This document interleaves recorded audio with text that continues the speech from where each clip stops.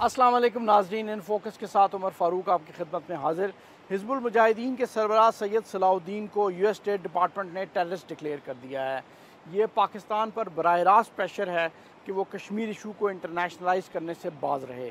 Syed Salahuddin Muzaffarabad based हैं और पाकिस्तान के सियासी हलकों में उनकी खासी पजीराई हासिल है, लेकिन कश्मीर में चलने वाली हालिया एहतजाजी तहरीक सैयद सलाहुद्दीन के हाथ में नहीं है। अब देखना यह है कि पाकिस्तान यूएस प्रेशर पर कैसे रिस्पॉन्ड करता है। इस हवाले से हमने एक तफसीली रिपोर्ट बनाई है, आइए देखते हैं रिपोर्ट।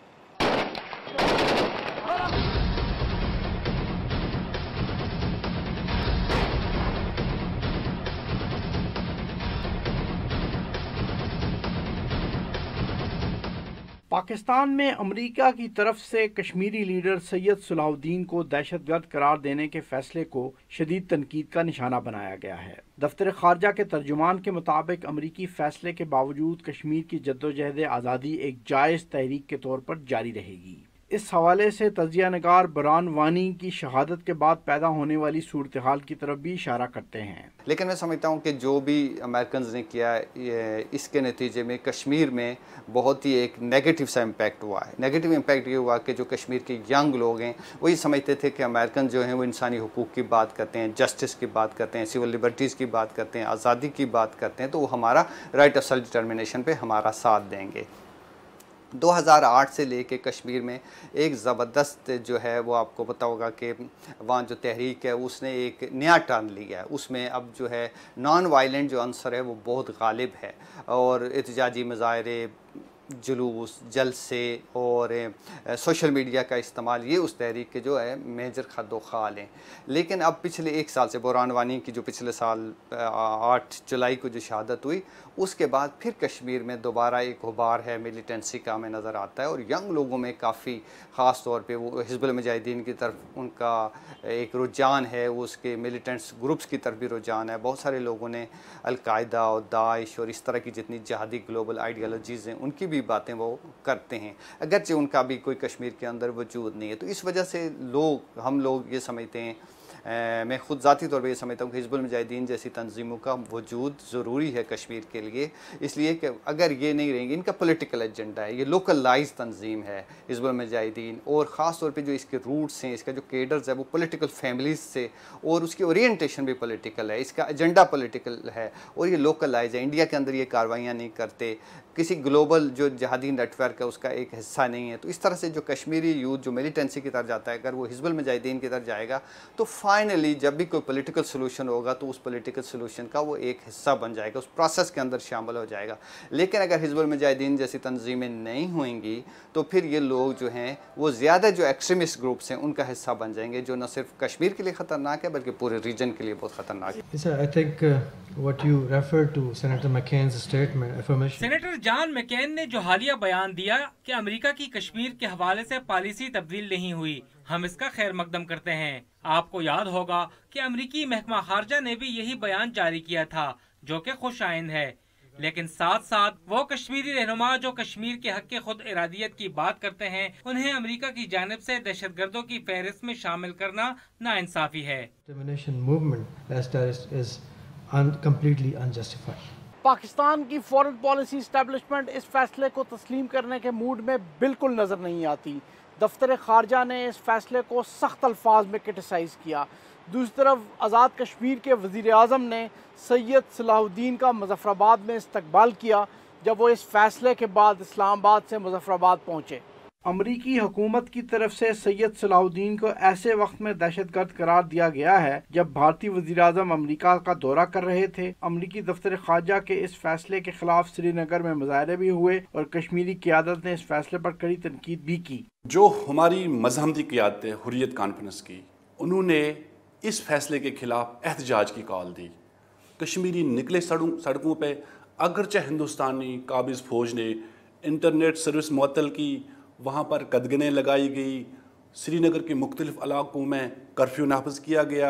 इसी तरह वहाँ पर पकड़ दकड़ का सिलसिला शुरू हुआ, लेकिन उसके बावजूद भी कश्मीरी जो है सरापा एहतजाज थे और दुनिया को बता दिया कि ऐसे फ़ैसले हमें कबूल नहीं हैं जिसमें जो है अपना कोई वाजिया जो कोई इस तरह का पैगाम हो कि भाई ये तो टेररिज्म है और ये तो हक खुद इरादत की है तहरीक है, लिहाजा इन चीज़ों को फ़र्क करना चाहिए। हमारी तहरीक आज़ादी कोई टेररिज्म की तहरीक नहीं है, इसको OIC रिकॉग्नाइज़ करती है, इसको अक़वाम मुत्तहिदा तस्लीम करता है और ख़ुद हिंदुस्तान ने भी हमारे साथ वादा किया था। लिहाजा हम उस हक़ के लिए जो है सरापा एहतजाज हैं और हमने अमेरिका को बता दिया है कि जहाँ आप जस्टिस की बात करते हो वहाँ आप आगे आओ और ऐसे फ़ैसलों से जो है उनसे दूर रहो। ऐसे फ़ैसले जो है हमें काबिल कबूल नहीं है और हमारे हक़ के लिए जो है आगे दुनिया को आगे आना होगा, ख़ासकर अक़वाम मुत्तहिदा को। तो लिहाजा हम जो हैं इस चीज़ की कंडेमनेशन करते हैं। कश्मीरी कौम ने सरापा एहतजाज होकर दुनिया को बता दिया है कि सलाहुद्दीन जो है ये टेररिस्ट नहीं है। जिस तरह मैंने पहले गुजारिश की, हमारी जो वहाँ पर जॉइंट रेजिस्टेंस लीडरशिप है, सैयद अली शेख गिलानी, मीर वाइज़ उमर फ़ारूक, यासीन मलिक साहब, उन्होंने मुश्तरका तौर पर स्टेटमेंट भी जारी किया और अपने पैगामात में भी बता दिया कि ये हमें तस्लीम नहीं है। सलाहुद्दीन साहब जो हैं कश्मीरी हैं, अपने हक़ के लिए लड़ रहे हैं, लिहाजा इन चीज़ों से हमें जो है वो हमारी तहरीक आज़ादी को दबाया नहीं जा सकता है, हमारी जज्बे हुर्रियत को ख़त्म नहीं किया जा सकता है। दुनिया को आगे आना होगा और हमारे हक़ के लिए अपना किरदार अदा करना होगा। पाकिस्तान में मौजूद हुर्रियत कॉन्फ्रेंस की क़यादत के मुताबिक कश्मीर के अवाम सैयद सलाहुद्दीन को एक हीरो के तौर पर तस्लीम करते हैं। जिस तरह से अमेरिका ने भारत की खुशनुदी हासिल करने के लिए सैयद सलाहुद्दीन को ग्लोबल टेरर करार दिया, चूँकि हम समझते हैं कि ये जो अमेरिकन पॉलिसी है बदकिस्मती से दोहरे मियार का जो ये सिलसिला है, बड़ी मायूसी है हमें इस चीज़ से। सलाहुद्दीन साहब कश्मीरी हैं, कश्मीर कॉज के लिए लड़ रहे हैं और UN चार्टर के मुताबिक जहां हिंदुस्तान खुद यूनाइटेड नेशंस गया था, कश्मीरियों के साथ उन्होंने प्रॉमिस किया था कि इनको राइट टू सेल्फ डिटर्मिनेशन दिया जाएगा, लेकिन आज तक देने से वो सलब है। सलाहुद्दीन जो एक पॉलिटिकल वर्कर था, जो बडगाम के इलाके से रहने वाला है, मुसल्लह जद्दोजहद का आगाज़ किया UN चार्टर के मुताबिक और अक़वाम मुत्तहिदा हमें इजाज़त देती है कि जब कोई किसी इलाके पे काबिज़ हो वहाँ पर अपनी जद्दोजहद के लिए वो मुसल्लह जद्दोजहद भी कर सकता है। सलाहुद्दीन ने कभी भी आलमी एजेंडे का जिक्र नहीं किया, सलाहुद्दीन ने कभी भी अमेरिका के मुफादात के ख़िलाफ़ बात नहीं की। हत्ता कि हिंदुस्तान के अंदर सलाहुद्दीन कहता है कि वहाँ मैं कार्रवाई नहीं कर सकता हूँ। मकबूजा जम्मू कश्मीर के इलाके पर भारतीय काबिज़ हैं, वहाँ हुक्मरानों ने हमारी आज़ादी को सलब किया है और हम उस जद्दोजहद के लिए जो है बरसरे पेकार हैं और ये गुनाह है सैयद सलाहुद्दीन का। लिहाजा कश्मीरी कौम के वो हीरो हैं, कश्मीरी कौम के वो हीरो रहेंगे। इन चीज़ों से हमारी आज़ादी को हिंदुस्तान या जो उसके हवारी हैं या जो दोस्त हैं वो उसको दबा नहीं सकते हैं।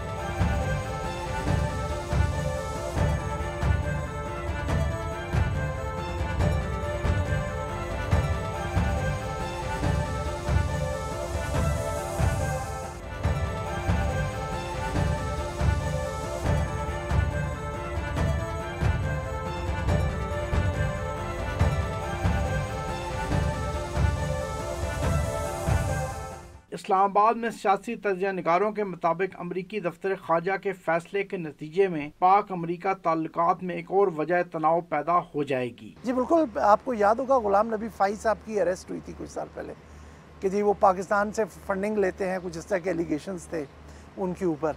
तो वो भी एक इरिटेंट बन गया था उस वक्त रिलेशनशिप में, क्योंकि रिलेशनशिप एक तो बहुत ब्रॉड रिलेशन होता है, तो उसमें छोटी छोटी चीज़ें इरिटेंट्स वो कंट्रीब्यूट करते रहते हैं। पाकिस्तान और यूनाइटेड स्टेट्स के रिलेशनशिप इस वक्त एक टेंस फेज से गुजर रहा है, वो कोई इजी नहीं है रिलेशनशिप।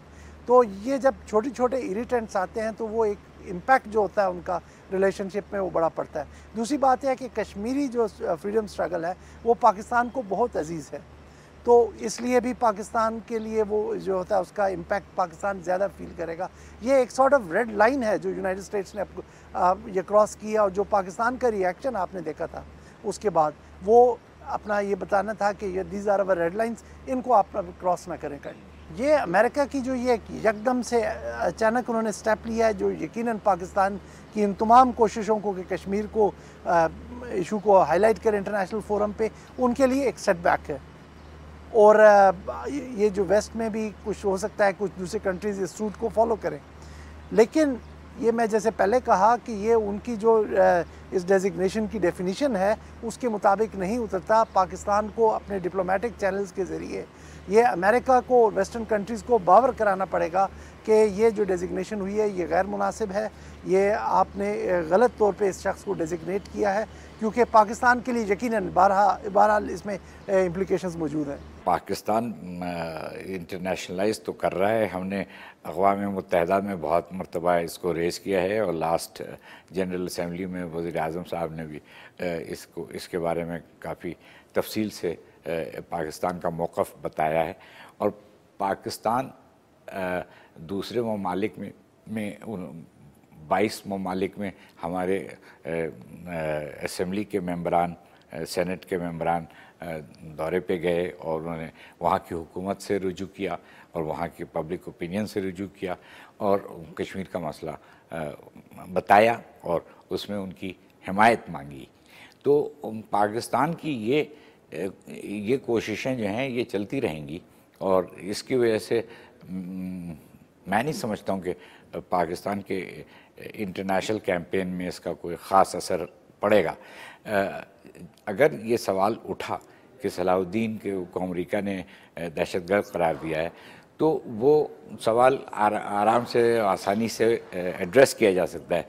आपको याद होगा कि पहले हाफिज़ सईद साहब के बारे में भी इस तरह का एक डिक्लेरेशन हुआ था और उनके ऊपर तो बल्कि हेड मनी भी अमेरिका ने ऐलान किया था $10 मिलियन का।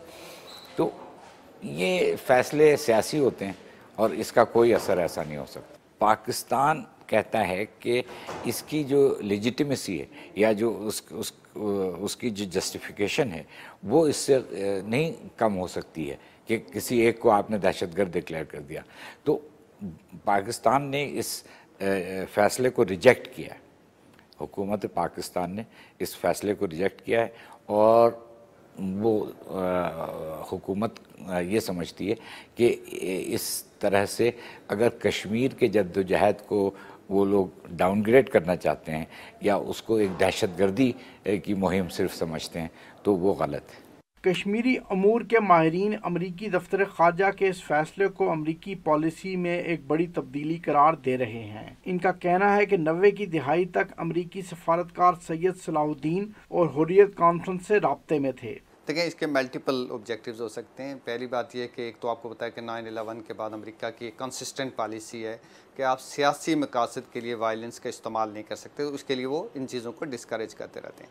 दूसरी बात यह है कि कश्मीर पे पाकिस्तान और अमेरिका के जब से भी ताल्लुकात ख़राब होते हैं तो अमेरिकी कुछ ना कुछ ऐसी चीज़ ज़रूर करते रहते हैं जिससे वो इंडिया को फर्दर इनकरेज कर देते हैं, उसको हौसला अफजाई करते हैं। मसलन जैसे आपको याद होगा डॉक्टर गुलाम नबी फ़ाई को उस ज़माने में उन्होंने गिरफ़्तार किया था जब अमेरिका और पाकिस्तान के ताल्लुकात में बहुत ज़्यादा टेंशन और कशीदगी पाई जाती थी। इसी तरह वो मसूद अज़हर के मामलात को वो यूनाइटेड नेशन सिक्योरिटी काउंसिल में ले गए थे। तो ये एक पूरी कंसिस्टेंट उनकी एक हिस्ट्री है। फिर इंडिया के साथ वो बड़े हाई लेवल पे एंगेजमेंट करते हैं। कश्मीरियों के साथ भी उन्होंने बहुत अरसे से, ख़ास तौर पे 2010 से जो पॉलिटिकल लीडरशिप है उसके साथ भी एक डिसएंगेजमेंट रखी है। उससे पहले मुझे याद है कि अमेरिकन डिप्लोमेट्स ना सिर्फ ये कि हुर्रियत कॉन्फ्रेंस से मिलते थे, ना सिर्फ उनके दफातर में जाते थे, बल्कि उनको इनकरेज करते थे कि वो पॉलिटिकल प्रोसेस में शामिल हो। ख़ुद 2003 से लेकर 2008 तक का जो पीस प्रोसेस था उसमें अमेरिकन डिप्लोमेट्स और वेस्टर्न और यूरोपीय यूनियन के लोग जो हैं वो बहुत ज़्यादा हिजबुल मुजाहिदीन को चाहते थे, सलाहुद्दीन साहब को चाहते थे कि वो पॉलिटिकल प्रोसेस का हिस्सा बने।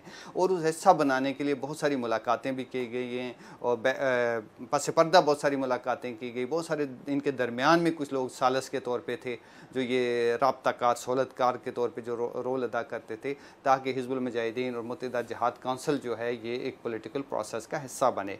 लेकिन 2008 या 9 में जब बम्बई का हादसा हुआ तो उसके बाद फिर इन्होंने टोटली डिसएंगेजमेंट रखी, क्योंकि बम्बई के हादसे में आपको पता बम्बई में जो अटैक हुए थे उसमें कुछ अमेरिकन भी हलाक हो गए थे। तो उसके बाद हिजबुल मुजाहिदीन और इन लोगों के साथ एक कंसिस्टेंट इनकी डिसएंगेजमेंट हो गई। पिछले 1 साल से कश्मीर की जो तहरीक है उसका इंडिजिनस करैक्टर उभर के सामने आया। ये बात समझ उभर के सामने आई कि ये नौजवानों की तहरीक है, कश्मीरी मासेस इसके साथ खड़े हैं, इवन इसके साथ औरतें खड़ी हैं और ये एक मैसिव मैस अपराइजिंग है। उसके नतीजे में क्या इम्पैक्ट हो, उसके नतीजे में ये हुआ कि आपने देखा न्यूयॉर्क टाइम्स के आपने एडिटोरियल्स देखे होंगे, वो दुनिया के जो कश्मीर के ऊपर ठप्पा था कि ये पाकिस्तान स्पॉन्सर्ड तहरीक है वो बहुत न्यूट्रलाइज हुआ। ये बात ठप्पा था कि जी ये क्रॉस बॉर्डर है और टेररिज्म है, ये बात भी हुई। जितने भी मैंने ख़ास तौर पे इंडियंस ने आपने सुना होगा कि 2-3 डेलीगेशंस गए। यशवंत सिन्हा जो बीजेपी के वज़ीर ख़ारजा रहे हैं उनकी क़यादत में एक डेलीगेशन गया, मणिशंकर आयर एक डेलीगेशन लेके गए, CPI जो Indian communist party of India है वही डेलीगेशन ले गई। इन सब की अगर आप रिपोर्ट्स पढ़ें तो उन सब लोगों ने ये बात नहीं की कि कश्मीरियों की तहरीक जैनवन है। वो ये लोग कहते थे कि भाई ये यूथ लेड मूवमेंट है, इसके साथ आपको बातचीत करना पड़ेगी, कश्मीरियों को एंगेज करना पड़ेगा, पाकिस्तान को एंगेज करना पड़ेगा। उन सब ने हुकूमत हिंदुस्तान को ये मशवरा दिया कि आप एक पॉलिटिकल प्रोसेस शुरू करें। उसमें ये जो लेबल्स थे, पुराने लेबल्स, टेररिज्म का लेबल, क्रॉस बॉर्डर का लेबल और पाकिस्तान स्पॉन्सर्ड का लेबल, ये बड़ी हद तक धुल गया था। ये जो अमेरिकन ने एक नया नुक्ता या ये जो एक नया सलाउद्दीन साहब को टेररिस्ट करार दे के क्या, ये दरअसल उस चीज़ को एक रिवाइव करने की कोशिश है, क्योंकि इंटरनेशनल मीडिया में, वेस्टर्न मीडिया में कश्मीर की तहरीक का जो चेहरा था, जो फेस था, वो तेज़ी से तब्दील हो रहा था।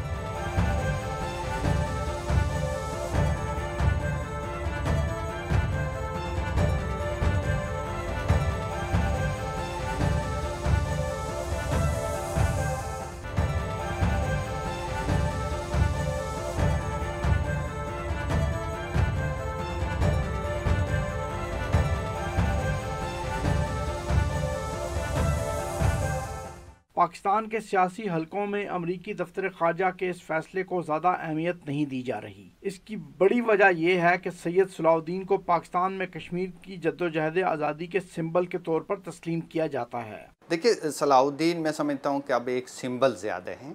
कश्मीर के अंदर जो मिलिटेंसी है वो बड़ी लिमिटेड सी है। ख़ुद इंडियंस ये कहते हैं कि 100-125 से ज़्यादा जो हैं मिलिटेंट नहीं है इस वक्त। कश्मीर में जो तहरीक है वो ज़्यादातर, जैसे मैंने पहले अर्ज़ किया कि वो एक अवामी तहरीक है, उसमें नौजवान लोग हैं, पॉलिटिकल लोग हैं, हुर्रियत कॉन्फ्रेंस है, दूसरे सारे लोग, एक पब्लिक सपोर्ट उसका बहुत ज़्यादा है, बहुत बड़ा बेस उसका सियासी बेस हो गया। अब उसमें कोई बहुत ज़्यादा कश्मीर के अंदर जो जितने भी प्रो आज़ादी लोग हैं उनमें इस बात की कोई बहुत ज़्यादा ख्वाहिश नहीं है कि कश्मीर के अंदर मिलिटेंसी रहे। वो लोग ये नहीं चाहते कि कश्मीर के अंदर बड़े पैमाने पर वायलेंस हो, और वायलेंस के अंदर जब फिर हिंदुस्तान को ये मौका मिल जाता है हिंदुस्तानी फोर्सेस को लोकल लोगों के ऊपर जुल्म डालती है, ह्यूमन राइट्स वायलेशंस करती है, अमलाक को तबाह करती है, तो इस तरह के बहुत सारे नुकसान होते हैं। तो सलाउद्दीन साहब की एक पॉलिटिकल हैसियत भी है। फिर 1987 के इलेक्शन में सलाउद्दीन ने हिस्सा लिया है। उससे पहले सलाउद्दीन साहब एक पॉलिटिकल वर्कर और एक पॉलिटिकल लीडर थे कश्मीर के अंदर। अब भी अगर आप उनकी जितनी भी तकरीरें और उनके बयानात को देखें तो उसमें वो ज़्यादातर इंगेजमेंट की और पॉलिटिक्स की और पॉलिटिकल प्रोसेसेस की बात ज़रूर करते नज़र आते हैं। अगरचे वो एक मिलिटेंट कमांडर के तौर पे सख्त ज़बान भी इस्तेमाल करते हैं, लेकिन वो एक पॉलिटिकल इनिशिएटिव्स की बात भी करते हैं। तो मैं नहीं समझता कि सलाउद्दीन साहब पे पाबंदी लगने से कश्मीर के अंदर जो मिलिटेंसी का जो भी लेवल है इस वक्त वो कोई कम हो जाएगा, या कश्मीर के लोग जो है इससे डर जाएंगे, घबरा जाएंगे। जिन लोगों ने मिलिटेंसी की तरफ जाना है, जब तक ये तनाज़ा है वो जाते रहेंगे। और एक बात मैं और ज़रूर कहना चाहता हूँ कि जब तक मसला कश्मीर हल नहीं होता उस वक्त तक कश्मीर में जो तहरीक है, चाहे वो मिलिटेंसी की तहरीक हो, उसमें मिलिटेंसी का जो अंसर हो या सियासत का जो अंसर हो, वो बरकरार रहेगा, उसको ख़त्म नहीं किया जा सकता। सलाउद्दीन साहब तकरीबन 93-4 से पाकिस्तान में रह रहे हैं, आज़ाद कश्मीर में रहते हैं। और आज़ाद कश्मीर में और पाकिस्तान में सलाउद्दीन एक हाईली रेस्पेक्टेड आदमी हैं। हुकूमत पाकिस्तान भी उनसे रब्ता रखती है। परवेज़ मुशर्रफ जो है अपने ज़माने में उनके साथ, जब वो इंडिया के साथ पीस प्रोसेस चल रहा था, तो कई बार उनसे मिल चुके हैं। मैं नहीं समझता कि मौजूदा जो हुकूमत के लोग हैं वो गवर्नमेंट जैसे पॉलिटिकल जो लीडरशिप है वो उनसे मिलती हो या बात करती हो, लेकिन मैंने हमेशा देखा कि उनके लिए काफ़ी सॉफ्ट कॉर्नर पाया जाता है। उसकी वजह ये है कि सलाउद्दीन जो हैं वो एक नेटिव कश्मीरी हैं और उनका एक पॉलिटिकल एजेंडा है और वो कश्मीर डिस्प्यूट की पैदावार हैं। और पाकिस्तान के अंदर जो भी अक्रॉस द पाकिस्तान उनके लिए एक हमदर्दी और सपोर्ट पाया जाता है। फ़र्स्ट टाइम हमने देखा, हमारा नहीं ख्याल था कि अमेरिकन ने, जब मेरा ज़ाती तौर पे ये नहीं ख्याल था कि जब अमेरिकन ने उनको टेररिस्ट डिक्लेयर किया तो पाकिस्तान के अंदर या आज़ाद कश्मीर में उनको इस तरह का कोई रिसेप्शन मिलेगा उसके बाद।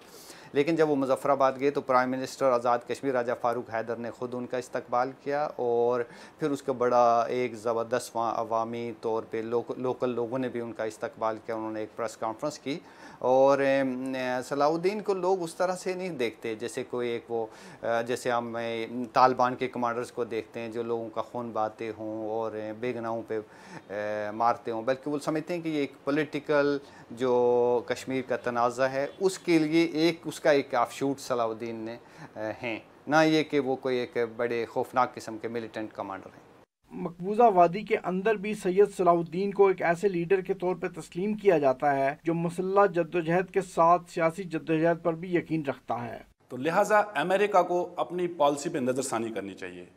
देखें, मैं आपको बताता चलूँ, अक़वाम मुत्तहिदा के करारदादों के मुताबिक सलाहुद्दीन साहब ने और अमेरिका को कई मरतबा गुजारिश की, अपील की कि वो मकबूजा जम्मू कश्मीर के अंदर राय शुमारी मुनक़द कराने के लिए अपना रोल अदा करें। तो ये बात होते हुए सलाहुद्दीन क्या टेररिस्ट कहलाएगा? जब इस तरह की वो बात करता है, जब वो इंटरनेशनल कम्युनिटी की इन्वॉल्वमेंट की बात करता है, वहाँ अक्ल से ये आरी लोग इस तरह की जब बात करेंगे तो मैं समझता हूँ कि जहाँ वो अमेरिका जस्टिस की बात करता है, इंसाफ की बात करता है, राइट्स की बात करता है, तो वो इंसाफ, वो राइट्स, वो जस्टिस वो कहाँ गया है? दरअसल मकबूजा जम्मू कश्मीर के अंदर मुसल्लह जद्दोजहद हो, वहाँ डिप्लोमेटिक सतह पे काम हो, वहाँ सियासी तौर पे जो लोग इस वक्त सड़कों पे है, अमेरिकन या भारतीय गठजोड़ से कोई उस पर असर नहीं पड़ेगा। कश्मीरियों का जो हक है, हक खुद इरादत, ये हक पे मुबनी है। अब मुसल्लह जद्दोजहद जो है ये हमारा एक अहम हिस्सा है, तो लिहाजा वो जो वहाँ पर मुसल्लह जद्दोजहद कर रहे हैं, जो वो कश्मीरी नौजवान इस वक्त भारतीय काबिज फौज के खिलाफ लड़ रहे हैं, उनके पीछे एक पूरी कश्मीरी कौम है, उनके पीछे पाकिस्तान भी है, क्योंकि पाकिस्तान समझता है कि ये राइट टू सेल्फ डिटर्मिनेशन के लिए जो है कश्मीरी जद्दोजहद कर रहे हैं। अगरचे हिंदुस्तान हमेशा कहता रहा, ये प्रोपगंडा करता रहा ये कि मिलिटेंसी के पीछे पाकिस्तान है, हालांकि पाकिस्तान ने कभी भी इस तरह की दहशतगर्दी या कोई इस तरह की नहीं, बल्कि पाकिस्तान खुद दहशतगर्दी का शिकार है जो हिंदुस्तान यहाँ कर रहा है। उसके बाद पाकिस्तान ने 60-70 हज़ार लोगों की कुर्बानियाँ दी है दुनिया को महफूज करने के लिए, फ्रंटलाइन स्टेट का किरदार अदा किया। आज की डेट में भी अगर कश्मीरी वहाँ लड़ रहे हैं, भारतीय ऑक्यूपेशन फोर्स से हथियार छीनते हैं वो। इसकी रिपोर्ट्स जो है भारतीय मीडिया में आई है, उनकी इंटेलिजेंस जो उनकी अदारों ने कहा कि कश्मीरी जो नौजवान है वो हमारे जो ऑक्यूपेशन फोर्स हैं उनसे हथियार छीन के हम पे जो है वो हमले करते हैं, और इस चीज़ को हम जायज़ समझते हैं। और जब तक ना हमें अपना हक खुद इरादत मिल जाता है, ये हमारा हिस्सा है, इससे हम दस्तबरदार नहीं हो सकते। देखिए, पाकिस्तान का रिस्पांस जो अभी तक देखने में फ़ॉरेन ऑफिस ने जो किया, आज़ाद कश्मीर के प्राइम मिनिस्टर ने जो किया, बाकी लोगों ने, मीडिया, दूसरी तरफ पाकिस्तान इस अमेरिकन जो उनको डिक्लेयर करना है इसको तस्लीम नहीं कर रहा है, इसको रेजिस्ट कर रहा है। और मुझे नहीं लगता कि इससे कोई बहुत बड़ा जौहरी फ़र्क पड़ेगा कि कोई सलाउद्दीन की नकलो हरकत में जैसे कोई कमी आ जाए, या उनके जो पॉलिटिकल कॉन्टेक्ट्स हैं, जो उनके पाकिस्तान के अंदर जो अपीयरेंस है उसमें कोई कमी होती हुई नज़र नहीं आती। क्योंकि पाकिस्तान ये समझता है कि अगर कश्मीर के इंडिजिनस जो ग्रुप्स हैं अगर उनको वो मार्जिनलाइज करेगा, क्योंकि पाकिस्तान अपने आप को इस मसले की पार्टी भी समझता है, उसका एक हिस्से के तौर पे भी अपने आप को सामने रखता है, तो वो उनको मार्जिनलाइज नहीं करेगा। उनका अपना सपोर्ट जो कश्मीर के लिए वो देता रहा है रवायती तौर पे, वो उसी तरह मुझे लगता है कि वो देता रहेगा।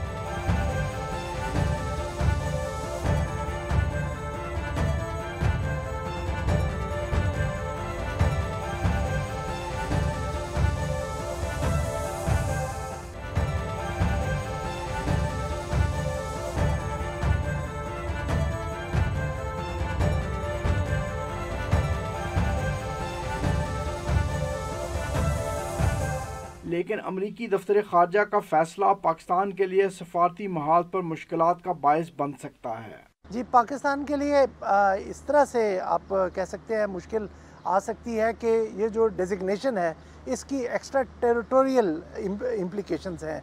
अब यह है कि उनको तो उन्होंने डेजिग्नेट कर दिया, लेकिन जो भी एंटिटीज़ या अफराद जिनका अमेरिका को ये प्रूफ मिलेगा कि उनके साथ उन्होंने कोई ट्रांजैक्शन की या उनसे लेन देन किया, उनके ख़िलाफ़ भी वो प्यूनिटिव एक्शन ले सकते हैं, उनको भी सैंक्शन कर सकते हैं। इंडिविजुअल्स को अगर वो यूएस विज़िट करें तो जेल भी कर सकते हैं। तो यहाँ पर आके थोड़ी सी पाकिस्तान के लिए ये मुश्किल ज़रूर दरपेश आएगी, जिसको पाकिस्तान को इनको चैलेंज करना चाहिए ताकि मज़ीद इस तरह की डेजिग्नेशंस ना आए। वरना पाकिस्तान के लिए कश्मीर मूवमेंट को यहाँ से सपोर्ट करना, क्योंकि जिसे कहते हैं ना मॉरली और सपोर्ट करना भी पाकिस्तान के लिए मुश्किल होगा, क्योंकि उनके जब वो यहाँ पर बेस्ड हैं, जिसको पाकिस्तान डिनाई नहीं करता, तो यकीनन उनकी लोगों से रवाबित, लोगों से लेन देन के ये मसाइल होंगे, जिसको अमेरिकन फाइनेंशियल सिस्टम में जाकर वहाँ पर प्रॉब्लम्स आएंगी। आपने जैसे पाकिस्तान का रिएक्शन देखा होगा कि पाकिस्तान ने इस डेजिग्नेशन को रिजेक्ट किया है। टेक्निकली जो कुछ वो कर रहे हैं उसको आप यूएन जो रेजोल्यूशंस के मुताबिक भी जाएं तो वो टेररिज्म नहीं डिस्क्राइब किया जा सकता, क्योंकि यूएन रेजोल्यूशंस लोगों को ये हक देती हैं कि जो फॉरेन डोमिनेशन या फॉरेन ऑक्यूपेशन हो उसके ख़िलाफ़ आर्म रेजिस्टेंस करें। जो सैयद सलाउद्दीन कर रहे हैं वो किसी तरह भी उस डेफिनेशन में नहीं आता, इसलिए जो यूएस मूव है वो किसी हद तक एब्सर्ड है। वो उन्होंने ये फ़र्स्ट टाइम है कि किसी पाकिस्तान के लिए, सॉरी मैं इस तरह से कहूँ कि पाकिस्तान के लिए इसलिए ये इम्पॉर्टेंट है इनकी डेजिग्नेशन, क्योंकि ये फ़र्स्ट टाइम है कि किसी कश्मीरी प्रो इंडिपेंडेंस लीडर को उन्होंने डेजिग्नेट किया है। ठीक है, इससे पहले जो लोग हुए, लश्कर तैयबा हुई, JUD हुई, ये एक तो ये थे कि ये पाकिस्तानी ग्रुप्स थे, वो जो सैयद सलाउद्दीन एक वहाँ के इंडिजिनस कश्मीरी हैं और ये पाकिस्तानी थे, और इन ग्रुप्स ने ओवरसीज़ सेल्स बनाना शुरू किए थे जो डायरेक्टली कोई परसीव किया जा रहा था कि थ्रेट पोज करेंगे वेस्ट को या US को। लश्कर तैयबा की इन्वॉल्वमेंट हुई थी मुंबई अटैक में, उसके बाद उनकी लिस्टिंग हुई थी। जाहिर है कि पाकिस्तान में ये रिएक्शन, ये इस डिसीजन का रिएक्शन जो है वो नेगेटिव है, क्योंकि ये इस तरह का फ़ैसला बग़ैर किसी वजह के बहुत अजब समझा जाएगा। अच्छा, इसमें दो बातें हैं। एक तो सैयद सलाउद्दीन जो हैं वो कश्मीरी हैं और वो कश्मीर से भागकर पाकिस्तान आए थे, और इस तरह के कश्मीरी लीडर्स या फ्रीडम फाइटर्स दुनिया में सिर्फ पाकिस्तान में नहीं है, बहुत से मुल्कों में, बरतानिया में हैं, अमेरिका में हैं, फ्रांस में हैं, जर्मनी में हैं। तो हर जगह से वो अपने स्ट्रगल के लिए कुछ न कुछ एफ़र्ट करते होते हैं। यानी जो उनकी जद्दोजहद है आज़ादी की और हक़ खुद इरादियत की, वो उसके बारे में वो अपनी कोशिशें जारी रखते हैं। तो सलाउद्दीन को टेररिस्ट डिक्लेयर करना, दहशतगर्द डिक्लेयर करना बहुत गलत है, क्योंकि मेरे ख़्याल में, क्योंकि वो एक जद्दोजहद के तहत वो अगर किसी भी मीन्स को रिजॉर्ट करते हैं, वो कोई भी कदम ऐसा लेते हैं जिससे वहाँ पे हो सकता है कि कोई वायलेंट स्ट्रगल हो रही हो, तो उसको दहशतगर्दी करार देना गलत है। और दूसरे, इनका मकसद दहशतगर्दी नहीं है, क्योंकि दहशतगर्दी एक क्रिमिनल एक्ट है। वो दहशतगर्दी तो नहीं कर रहे, वो तो अपने मुल्क के हक़ खुद इरादियत के लिए जद्दोजहद कर रहे हैं। तो ये जो फ़र्क है, इसको सामने रखते हुए अमेरिका को ऐसा फ़ैसला नहीं देना चाहिए था। लगता ये है कि ये सियासी फ़ैसला है।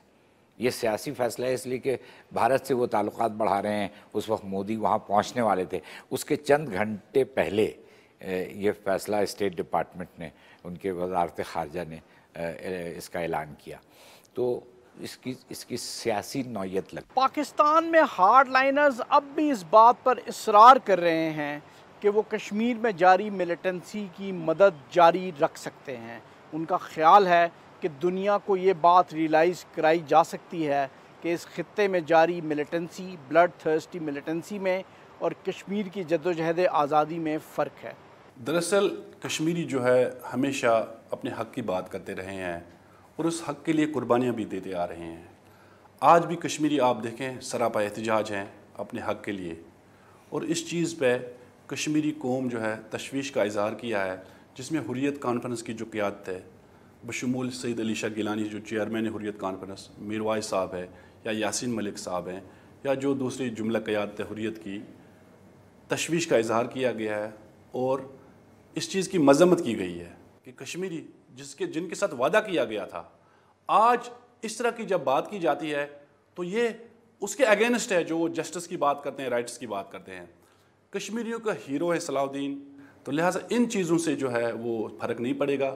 आपने देखा होगा कि वहाँ हुर्रियत कॉन्फ्रेंस भी सरापा एहतजाज थी और पूरी कश्मीरी कौम निकली है सड़कों पर और इस चीज़ की उन्होंने भरपूर मज़म्मत की। दरअसल पाकिस्तान हमेशा कश्मीरियों की इखलाकी, सफारती और सियासी हमायत जो है वो करता रहा है। आज की डेट में भी पाकिस्तान हमारे बैक पे खड़ा है। पाकिस्तान चूँकि इस इशू का अहम फरीक भी है, तो लिहाजा हम समझते हैं कि पाकिस्तान ने बरवक़्त इस चीज़ की कंडमनेशन की है, फॉरेन ऑफिस ने की है, इंटीरियर मिनिस्टर से जो स्टेटमेंट आया है या जो दूसरे हलकों से आया है, तो ये इस चीज़ का मज़हर है कि पाकिस्तान कश्मीरियों के बैक पे जो है वो स्टैंड है और कभी भी कश्मीरियों को तनहा नहीं छोड़ेगा। लिहाजा दुनिया को समझ लेना चाहिए, जहाँ पर लोग अपने हक़ के लिए बात कर रहे हैं, हक़ के लिए जद्दोजहद कर रहे हैं, उसकी सपोर्ट करनी चाहिए, न कि किसी कौम की तज़लील की जाए, न कि इस चीज़ को जो है दूसरी नज़र से देखा जाए। अब देखना यह है कि पाकिस्तान सिफारती सतह पर इस सूरत हाल से कैसे निपटता है। क्या पाकिस्तान कश्मीर इशू को इंटरनेशनलाइज करता रहेगा? क्या पाकिस्तान सैयद सलाउद्दीन को यह इजाज़त देगा कि वो मुज़फ़्फ़राबाद में बेस्ड रहें और यहाँ से अपनी एक्टिविटीज़ जारी रखें? और इस सारे का US पाकिस्तान रिलेशंस पर क्या असर पड़ेगा? ये वो सवालात हैं जिनके जवाब आने वाले दिनों में ही मिल सकेंगे। कल तक के लिए इजाज़त दीजिए। अल्लाह हाफ़िज़।